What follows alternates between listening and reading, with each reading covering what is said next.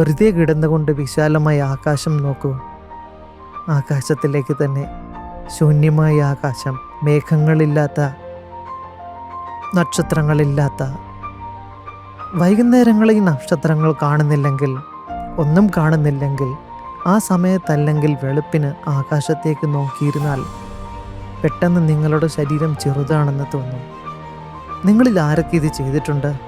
ചിലപ്പോഴൊക്കെ നിങ്ങളിത് അനുഭവിച്ചിട്ടുണ്ടാകും. കുട്ടികൾ ചെയ്യും. നിങ്ങൾക്ക് വിശാലതയെപ്പറ്റി അവബോധമുണ്ടാകുമ്പോൾ നിങ്ങളുടെ അസ്തിത്വം വളരെ ചെറുതും പ്രാധാന്യമില്ലാത്തതുമാകുന്നു. പെട്ടെന്ന് നിങ്ങളിലൊരു ശൂന്യത ഉണരുന്നു. അതുപോലെ തന്നെ നിങ്ങൾ സമയത്തെ വലിയ ദൃഷ്ടികോണിൽ കാണുമ്പോൾ നിങ്ങൾ എത്ര കാലം ഇവിടെ ഉണ്ടാകും, നിങ്ങൾ എപ്പോഴും ഇവിടെ ഉണ്ടാകുമെന്ന് നിങ്ങൾ വിചാരിക്കുന്നുണ്ടോ? നിങ്ങളുടെ വസ്ത്രങ്ങൾ നിങ്ങളെക്കാൾ കൂടുതൽ കാലം ഇവിടെ ഉണ്ടാകും. നിങ്ങളുടെ ചെരുപ്പിനും ഷൂസിനും നിങ്ങളുടെ ശരീരത്തെക്കാൾ കൂടുതൽ ആയുസ്സുണ്ട്. നിങ്ങൾ ജീർണിക്കുന്ന പഴം പോലെയാണ്.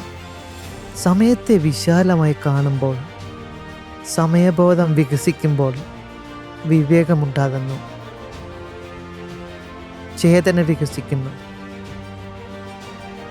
ദുഃഖങ്ങൾ അകലുന്നു,